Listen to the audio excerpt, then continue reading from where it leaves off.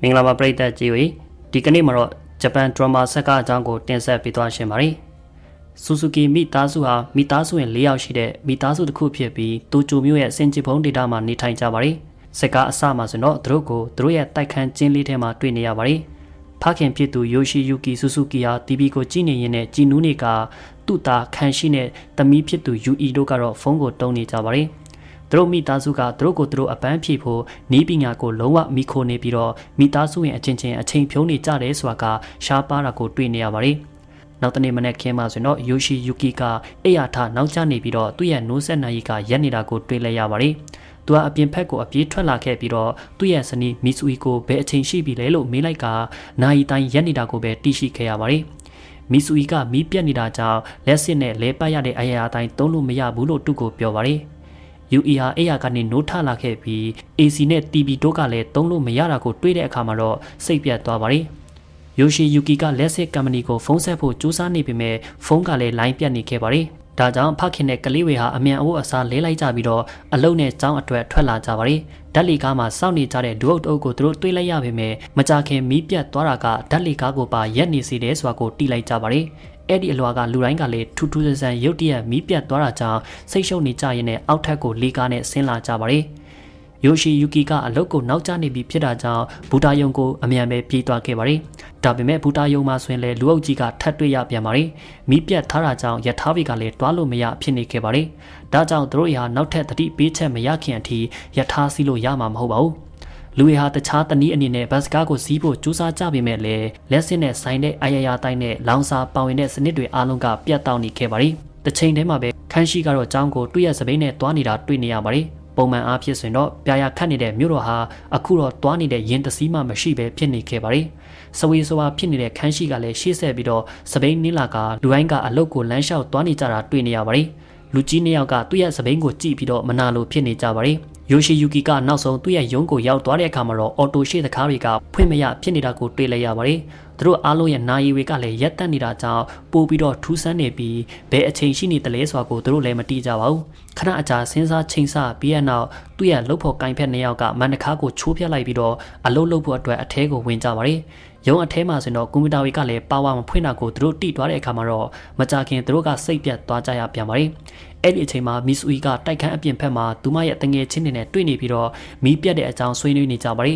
။သူမရဲ့တငယ်ချင်းတွေကညအတွက်ဖျောင်းတိုင်တွေဝဲထားဖို့စတိုးဆိုင်ကိုအပြေးသွားကြပါတယ်။မီဆူအီကညလောက်ဆိုရင်တော့မီးပြန်လာလိမ့်မယ်လို့ယုံကြည်နေတာကြောင့်စဝေးစွာဖြစ်နေပေမဲ့သူမတငယ်ချင်းတွေရဲ့အနောက်ကိုတော့လိုက်သွားခဲ့ပါတယ်။ကုံစုံဆိုင်မှာဆိုရင်တော့လူတွေကစားစရာရေးနဲ့ရိတ်ခါများစွာကိုဝယ်ယူနေကြပါတယ်။မီဆူအီကလည်းအားလုံးလိုပဲဝဲလိုက်ပြီးတော့ပိုက်ဆံရှင်းဖို့လူတန်းအရှိကြီးမှာစောင့်နေရပါတယ်။စက်တွေကတုံးလို့မရတာကြောင့်ငွေကိုင်ကလည်းငွေတားတချို့ပဲယူပါမယ်လို့ကြေညာပါတယ်။ဒါကြောင့်လူတချို့က ATM set ကနေငွေတားကိုထုတ်ဖို့တန်းစီရမှာထွက်လာကြပါတယ်။ဒါပေမဲ့လည်း ATM set ကလည်းအလုပ်မဖြစ်တာကိုသိလိုက်ရပါတယ်။ယိုရှိယူကီရဲ့ရုံးမှာဆိုတော့လူတွေဟာဒါကတာမန်မီးပြတ်တာမျိုးမဟုတ်ဘူးဆိုတာကိုသိနေကြပေမဲ့ဘာရှို့ယွန်းနေတယ်လဲဆိုတာကိုသူတို့ကလည်းအခုချိန်ထိတေချာမသိသေးပါဘူး။သူတို့ဟာကွန်ပျူတာတွေမပါဘဲနဲ့အလုပ်လုပ်လို့မရတာကြောင့်တထေးကလည်းအဲ့ဒီနေ့တရက်အတွက်အလုပ်အနားပေးလိုက်ပါတယ်။အင်ကိုပြန်လာချိန်မှာတော့ယိုရှိယူကီကစပိန်ဆိုင်တစ်ဆိုင်ကိုတွားခဲ့ပါတယ်။မီးပြတ်နေပြီးတော့အဝယ်များတာကြောင့်စပိန်တန်ဖိုးတွေကမြင့်နေခဲ့ပါတယ်။ဒါပေမဲ့ယိုရှိယူကီကတော့ဘယ်လိုပဲဖြစ်ဖြစ်တစည်းကိုရအောင်ဝယ်ယူခဲ့ပါတယ်။ညရောက်တဲ့အခါမှာတော့ဆူဇူကီမီသားစုကအိမ်ပတ်လင်မှာဖျောင်းတိုင်တွေထွန်းကြပြီး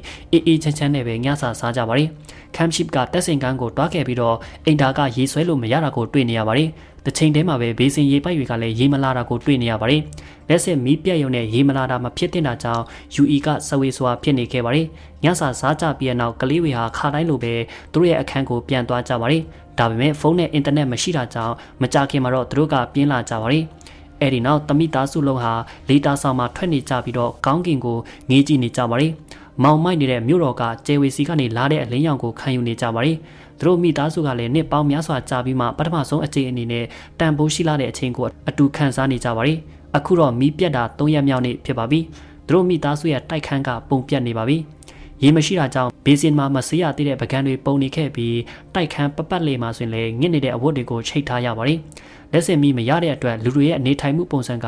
3ရက်ထဲနဲ့အတော်ကလေးပြောင်းလဲသွားပါတယ်။အဲ့ဒီနေ့ကယိုရှိယူကီရဲ့ရုံးမှာသူ့ရဲ့စီနီယာကတော့မီးဝေပြန်လာတဲ့နေ့အထိအလုံးမလာကြတော့ဖို့အားလုံးကိုပြောလိုက်ပါတယ်။ယိုရှိယူကီကသူတို့အားလုံးအလုံးမလုပ်ရင်တော့ပိုက်ဆံရမှာမဟုတ်ဘူးလို့ပြန်ပြောပါတယ်။ ဒါပေမဲ့သူ့ရဲ့စီနီယာကတော့မိသားစုကိုပဲ Q ဆိုင်ဖို့ပြောပါတယ်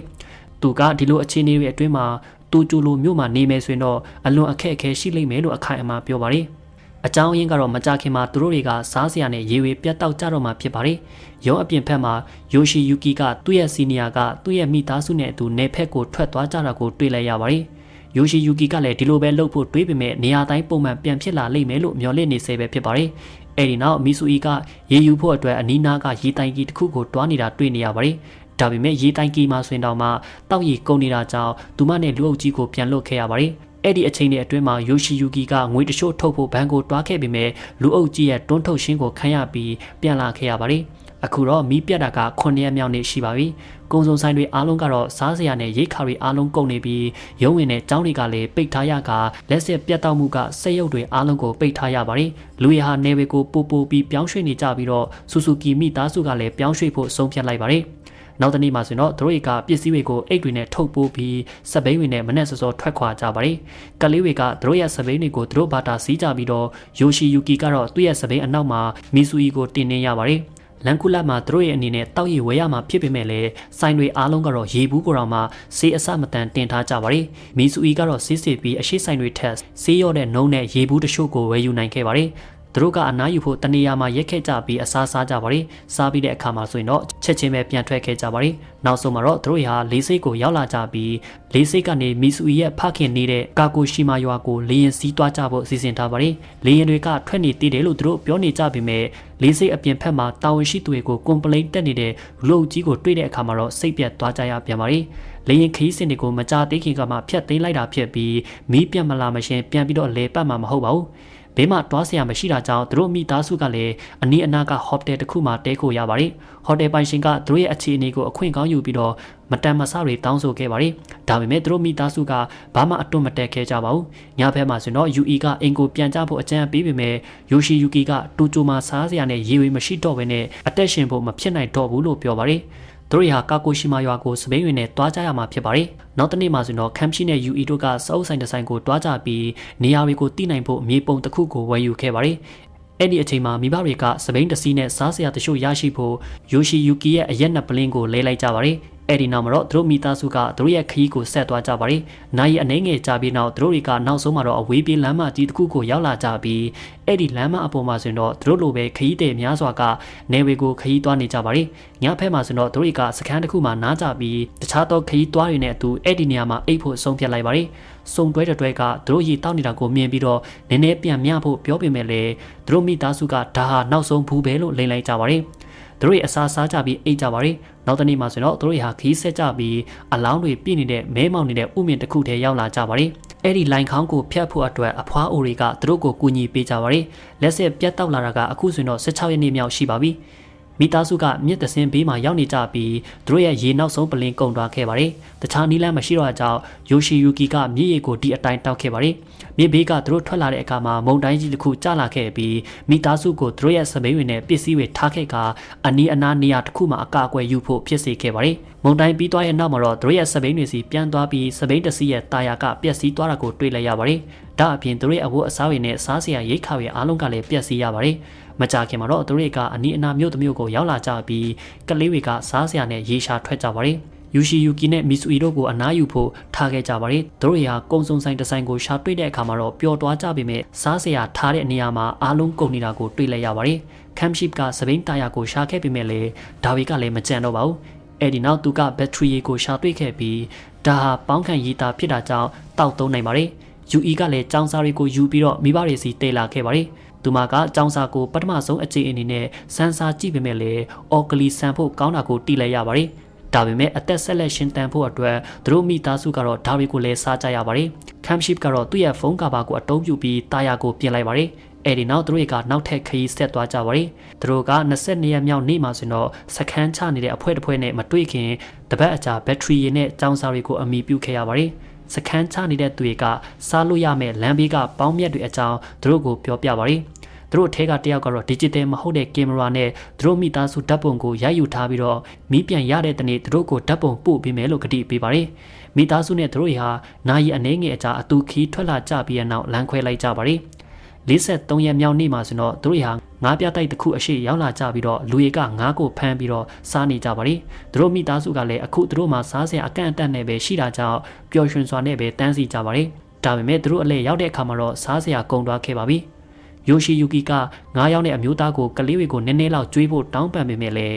အဲ့ဒီလူကတော့လက်လျူရှုသွားခဲ့ပါတယ်စိတ်ပြက်နေတဲ့မိသားစုကလည်းခရီးဆက်သွားကြပါတယ်ဒါပေမဲ့မကြခင်မှာတော့အစာရည်စာချိုးတဲ့မှုကြောင့်ပင်ပန်းကြပါတယ်တနေ့မှာတော့သူတို့ကလေကွင်းတကွင်းကိုရောက်လာကြပြီးယိုရှီယူကီကပိုးကောင်တစ်ကောင်ကိုစားဖို့လုပ်နေပါတယ်အဲ့ဒီအချိန်မှာပဲအနားမှာဝက်တစ်ကောင်ကိုသူတို့တွေးလိုက်ကြပါတယ်ယိုရှီယူကီဟာဝက်ကိုဖမ်းနိုင်လိုက်တဲ့အခါမှာတော့မိသားစုကအတိုင်းမတိပျော်သွားခဲ့ပါတယ်ဒါပေမဲ့သူတို့ကဗိုက်စာနေတာတော့ဝက်ကိုလီးဖို့တွန့်နေကြပါတယ်အဲ့ဒီအချိန်မှာအမျိုးသားတစ်ယောက်သူတို့အနားကိုရောက်လာပြီးဝက်ကိုကိုယ်တိုင်လီးဖျက်လိုက်ပါတယ်သူကသူ့ကိုယ်သူတာနာကာပါလို့မိတ်ဆက်ပြီးတော့သူ့ရဲ့လေတော့ကိုဝဲယူသွားဖို့အတွက်မိသားစုကိုအကူအညီတောင်းခဲ့ပါတယ်။သူ့အိမ်မှာသူကမိသားစုကိုစားစရာတွေကျွေးမွေးခဲ့ပါတယ်။သူတို့မိသားစုကလည်းလွန်ခဲ့တဲ့ရက်အနည်းငယ်ကငတ်မွတ်နေတာကြောင့်လုံးဝကိုအငမ်းမရစားကြပါတယ်။နောက်တစ်ပတ်အထိသူတို့ကတာနာကာနဲ့အတူနေခဲ့ကြပေမဲ့အဲ့ဒီနောက်မှာတော့ရွာခီးစင်ကိုရှေ့ဆက်ကြဖို့ဆုံးဖြတ်လိုက်ပါတယ်။3ရက်ကြာပြီးတဲ့နောက်သူတို့ဟာမြစ်တစင်းအနားကိုရောက်လာကြပါတယ်။သူတို့ကြည့်သွားနေတဲ့မြေပုံကအ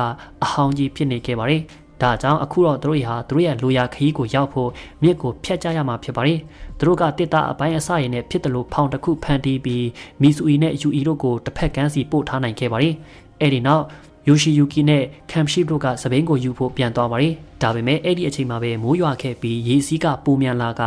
ယိုရှီယူကီကိုဆွဲခေါ်သွားခဲ့ပါတယ်။ကမ်ရှိကသူ့ရဲ့အဖေကိုကယ်ဖို့အတတ်နိုင်ဆုံးစူးစမ်းပေမဲ့ရေထဲမှာသူ့ရဲ့စပင်အတုကိုပဲရှာတွေ့ခဲ့ပါတယ်။မိသားစုကလည်းယိုရှီယူကီတီးသွားတဲ့အတွက်ပူဆွေးနဲ့မြစ်ဘေးမှာထိုင်ငုံနေကြပါတယ်။ခဏကြာပြီးနောက်သူတို့ကရှေးလင်းခရီးဆက်သွားကြပါတယ်။တနာကအိမ်မှာသူတို့စုဆောင်းထားခဲ့တဲ့စားစရာတွေကြောင့်သူတို့3ယောက်ကလည်း94ရက်မြောက်နေ့အထိအသက်ရှင်နိုင်ခဲ့ကြပါတယ်။သူတို့ကမီးရထားလမ်းအတိုင်းရှောက်တွားနေတဲ့ရုတ်တရက်ခွေးတချို့ကမီဆူအီကိုတိုက်ခိုက်ခဲ့ပြီးတော့လမ်းအပေါ်ကနေသူမပြုတ်ကျသွားစေခဲ့ပါတယ်။ကလေးတွေကလည်းသူတို့ရဲ့အမေကိုပြေးခဲ့ကြပြီးတော့သူမရဲ့ခြေထောက်ကျိုးသွားတာကိုတွေ့လိုက်ရပါတယ်။သူတို့ကသူမကိုလမ်းအပေါ်ပြန်ခေါ်လာကြပေမဲ့ခွေးတွေကတော့နောက်တစ်ချိန်ထပ်ပြီးတိုက်ခိုက်ကြပါတယ်။အဲ့ဒီအချိန်မှာပဲရေနွေးငွေ့ယထာတန်ကိုကြားလိုက်ရပါတယ်။ယထာကသူတို့ကိုတင်ဖို့ရက်ပြီးတဲ့အခါမှာသူတို့မိသားစုကလည်းအလွန်အံ့ဩသွားပါတယ်။ယထာကကြောက်မီးသွေးနဲ့လဲပတ်နေတာကြောင့်အခုအချိန်ထိတုံးလို့ရနေစေဖြစ်ပါတယ်။ယထာအပေါ်ကလူတွေဟာမီဆူရဲ့ဒဏ်ရာတွေကိုပတ်တီးစီးပေးကြပြီးတော့သူတို့မိသားစုလေးကိုကူညီကြပါတယ်။နောက်တစ်ခါမှဆိုရင်တော့အမြင့်ဘေးမှာယိုရှီယူကီရဲ့ခန္ဓာကိုယ်ကန်းတင်နေတာကိုတွေ့ရပါတယ်။ကံကောင်းစွာနဲ့ပဲသူနိုးထလာခဲ့ပြီးတော့အနီးအနားကကုန်တင်ကားတစ်စီးစီသူ့ဘာသာသူသွားနိုင်ခဲ့ပါတယ်။အဲ့ဒီအချိန်မှာပဲသူ့ရဲ့မိသားစုပါလာတဲ့ရေနွေးငွေ့ရထားကဖျက်သွားခဲ့ပါတယ်။ယိုရှီယူကီကလည်းလူတွေရဲ့အာယုံကိုရနိုင်ဖို့မီခိုးငွေ့ထွက်နေတဲ့အတိုင်းကိုအတုံးပြုခဲ့ပါတယ်